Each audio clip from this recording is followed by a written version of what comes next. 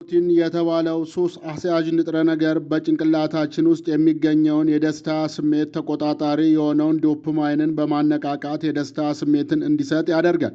ነገር ግን ብዙ ባጨስን ቁጥር ሰውነታችን ስለሚለማመደው በሂደት የምንፈልገውን የደስታ ስሜት ላይ ለመድረስ ብዙ ኒኮቲን ያስፈልገናል። ይህ ማለት በየጊዜው የምናጨሰው የሲጋራ ብዛት ይጨምራል ማለት ነው።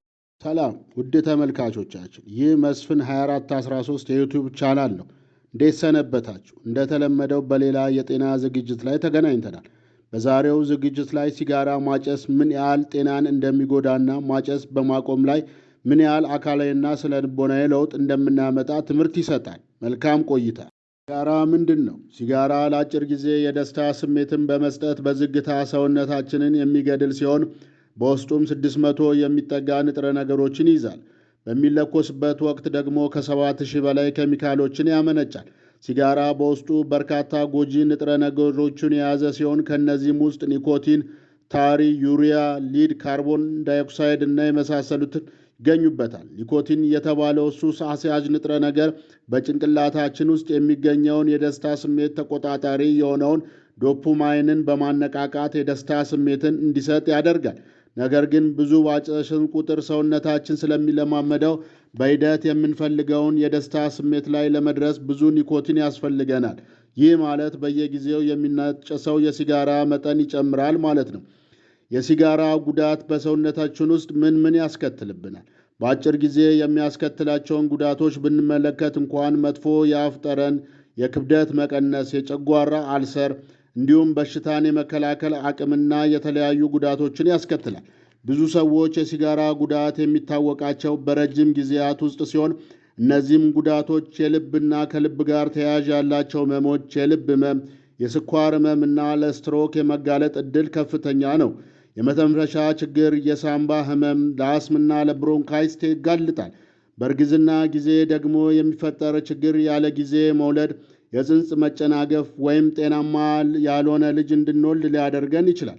በካንሰር የመጋለጥ ዕድላችን ሲጋራ ከ7000 በላይ ለካንሰር የሚያጋልጡ ኬሚካሎች አሉት።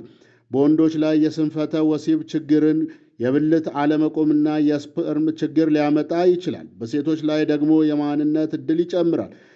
የብልት የአጥንት ጥንካሬ የመቀነስና የቆዳ የመሸብሸብ በማምጣት ያለ ዕድሜን እርጅናን ያመጣብናል።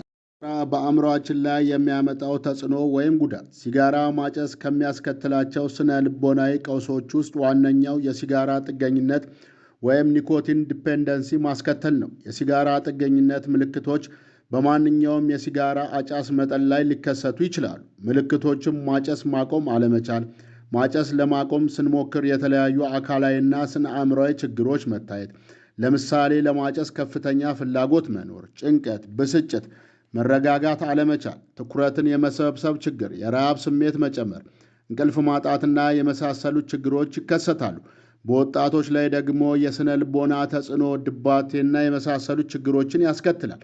ሲጋራ ለማቆም ምን ማድረግ አለብን? በራስ ተነሳሽነት ያለ ጤና ባለሙያ እርዳታ ማጨስን ለማቆም የሚደረጉ ሙከራዎች ረጅም ጊዜ ከመውሰዱም በላይ ውጤታማ ላይሆኑ ይችላሉ። ከጤና ባለሙያዎች ጋር በመመካከር የተለያዩ መድኃኒቶችና የስነ ልቦና ምክሮችን በማድረግ ከሲጋራ ጥገኝነት ነፃ መውጣት ይቻላል። የጤና ባለሙያዎች የማጨስ ፍላጎትን የሚቀንሱና ማጨስ የመተው ምልክቶችን የሚያስታግሱ መድኃኒቶችን በመስጠት ሕክምናውን ያቀላጥፉታል። ሲጋራን ማቆም ምን ለውጥ በሰውነታችን እና በአእምሮአችን ላይ ያመጣልናል? ምንም እንኳን ከባድ ፈተናዎች ቢኖሩም ማጨስ ማቆም ጤናንና የሕይወት ሁኔታን ያስተካክልልናል። ለምሳሌ የተሻሻለ የመተንፈሻ አካላት፣ የካንሰር ስጋት ቅነሳ፣ የተሻሻለ የመውለድ ዕድል። ማጨስን ማቆም ከመውለድ ችግር ጋር ለሚታገሉ ጥንዶች የመጸነስን ዕድል ይጨምራል። የተሻሻለ የአካል ብቃት፣ የተሻሻለ የሳምባ ተግባር፣ አካላዊ እንቅስቃሴዎችን የበለጠ ተደራሽ ያደርገዋል። ሰላም ውድ ተመልካቾቻችን፣ የዛሬውን በዚሁ አበቃል።